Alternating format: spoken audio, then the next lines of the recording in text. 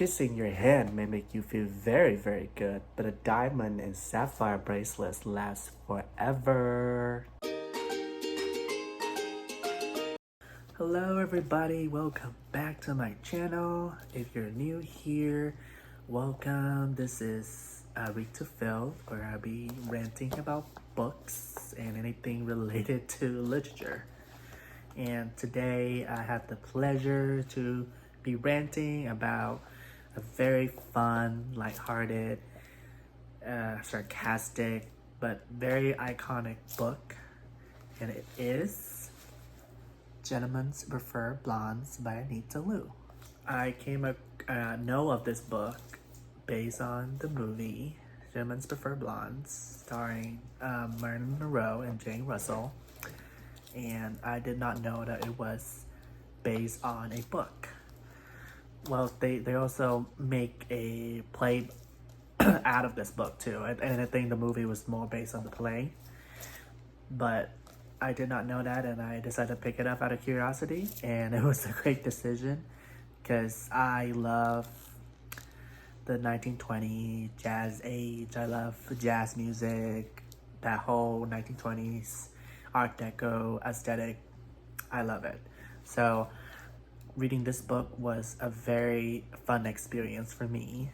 The story behind this book is that the author, Anita Loos, I think she's a writer, and she has a guy friend who she saw just getting played by all these beautiful girls.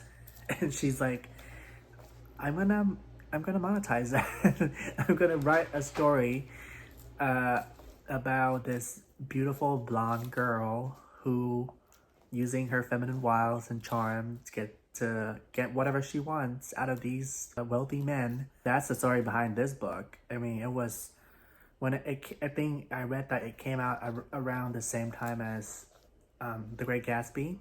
It kind of get overshadowed a little bit by that behemoth of a novel. But it still get a lot of praises from like Scott Fisher himself. It got praises from H.G. Wells, like William Faulkner. And I read that like Aldous Huxley also take Anita Loos on a date to talk about the book because he loves the book so much. So it is a very, very iconic work. Let's get into the gist of the story. So the story follows this beautiful blonde young girl named Lorelei and her best friend named Dorothy, and their little adventures throughout New York and Europe. And basically, she gets to meet a bunch of wealthy, young, powerful men and use up their money to get what she wants, to shop, buy diamonds, eat at fancy restaurants. That's basically it. It's just a fun adventure, episodic novel of their little escapade throughout their travelings. The main character and Dorothy, they're both work in the entertainment industry. In the beginning, Lorelei gets to meet a gentleman who's a business mogul. He's the button king of New York. And after hearing her talk about, her thoughts, he's became interested in educating her, which means just sending her traveling using his money and buying whatever she wants for the fact that so she can learn more about the world, I guess, which is honestly a dream. That is what I would love to do. Somebody pay for me to travel and learn about different cultures and people and get to eat food and buy whatever I want. That is the dream life. So she goes around New York. She gets to meet up with all these different guys. She charms them. She just talks to them about her thoughts, and then they buy her things. It's just usually the same cycle, but throughout the novel, it also shows that she is very intuitive. she know what she has to work with. Like, she knows she's pretty, she knows she's young and all that stuff, and she kind of plays it up. Like, that whole stereotype of a dumb, blonde, innocent girl is probably came from this book, honestly. So I think at one point, she saw like a diamond tiara, and then she trying to get this man to buy that diamond tiara for her, and he's like a stickler. He's very hard to get to, but using her beauty and charm, she got him to buy her the diamond tiara. And then that gentleman's wife stalk her and confronts her and say like, hey, give back the money, give back the diamond tiara. And she and Dorothy beat her to filth. It was so funny. And then that lady sent a duo of father and son out to try to get the diamonds back. And then Lorelei and Dorothy like play them to like a fiddle. they made them fall in love with them, and then they just make out all these schemes just to keep the bag. She also get to meet Dr. Freud. Like, they didn't say his last name, but it's a reference to the famous psychologist. And then Dr. Freud was like, you need to like lower your inhibition. Like, you need to calm down, sis. And she, of course she didn't. He's like, nope, I'm gonna get my bag, I'm gonna get my stuff, because that's what I want, and nobody's gonna tell me what to do. In the end, she married like a prohibitionist. He's a very like uptight, religious kind of guy. She decided to be engaged with him. Throughout the novel, there wasn't really any indication that she loved any of these men that she interacted with or talked to. It's more like she loved the fact that they'd be able to provide for her and let her buy what she wants. And so she get engaged to this moralist, prohibitionist, and she changed her mind, of course, because, throughout the novel, and she never really wants to be in a committed relationship. So she's like, nah, I changed my mind, I don't want to get married. And then another friend of hers that she met tell her that, hey, like, your whole story about traveling around Europe and doing all this thing and meeting all these men, it could be like a good movie. Like, he tell her that maybe that guy that you're gonna be engaged to, that you're about to cancel the engagement, maybe he can help fund your little movie. And she's like, that is a great idea. So she sent Dorothy to cancel an engagement to mess it up by like telling her to say that she's like, oh, she's gonna spend all your money, she's a gold digger.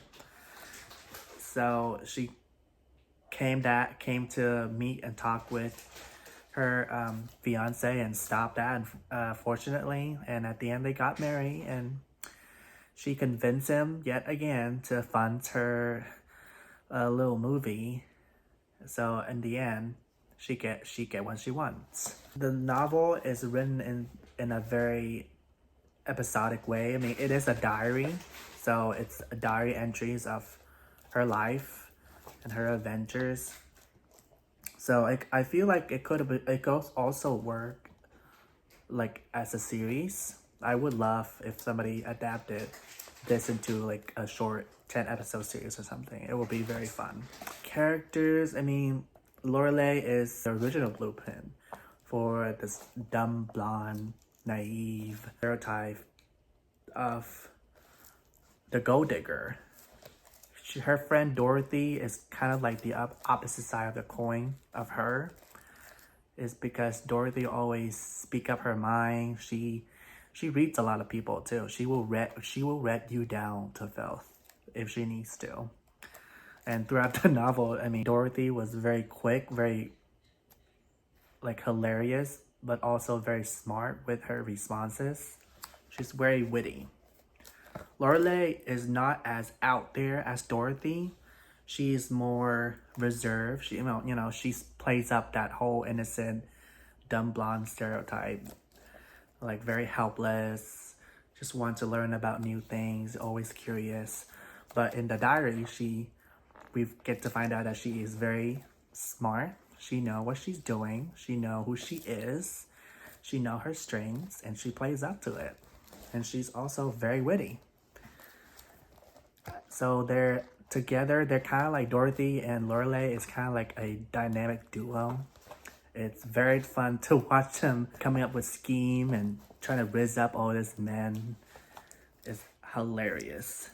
It's also a very sarcastic novel because, the whole thing with diamonds last forever, a man won't, which kind of make me think about the historical complication of back in the day where if you are a woman in the 1920s, that's pretty much all you have to do to guarantee, to secure you a great life is marry a rich man.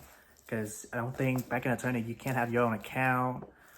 And there's not a lot, back then, there's still not a lot of opportunity for women to make their own salary and keep it. So they really have to depend on the men.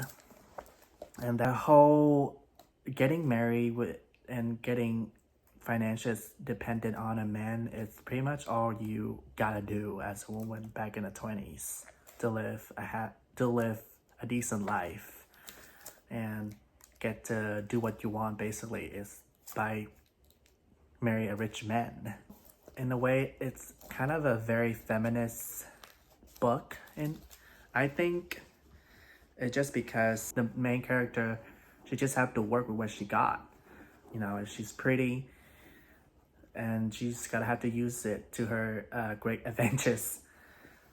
Weirdly, in this book, they never go into great detail to describe how pretty she is, like her description of her face or anything.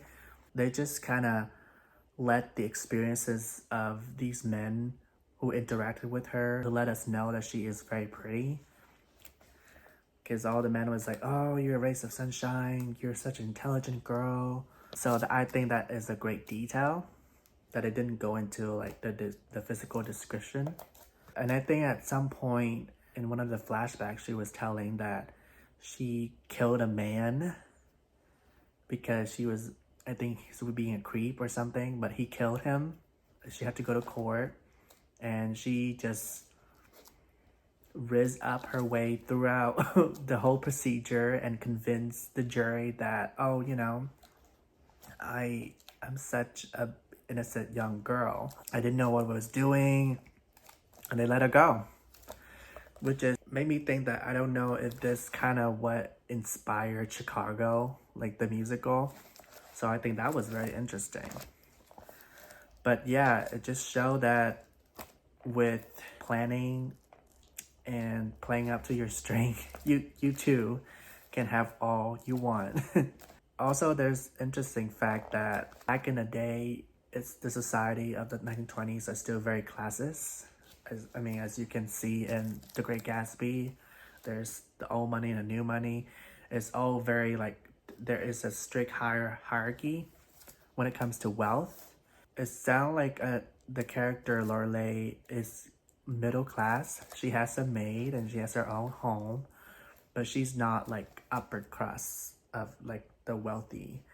So it would be very, very hard for her to marry into wealth because society is still very classist back in the day. But she did it anyway. She used her feminine wiles, she used her charm, she used her smart to marry into the wealth and convince the man to fund her dreams.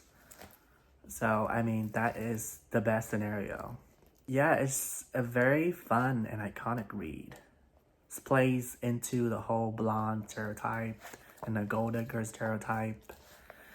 And I watched the movies, of course. It's very, very fun. It's a very iconic movie.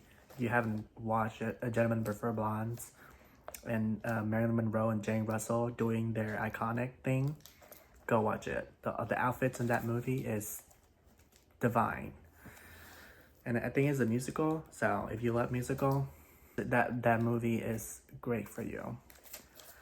But yeah, I hope you like the review, and to let me know in the comments what your thoughts, and if you haven't read this book, if you're gonna read it or not, because I would, if you're into the 1920s aesthetic, I think this book would be really a great read for you. Thank you for watching. Keep reading, keep learning, and keep living. Peace.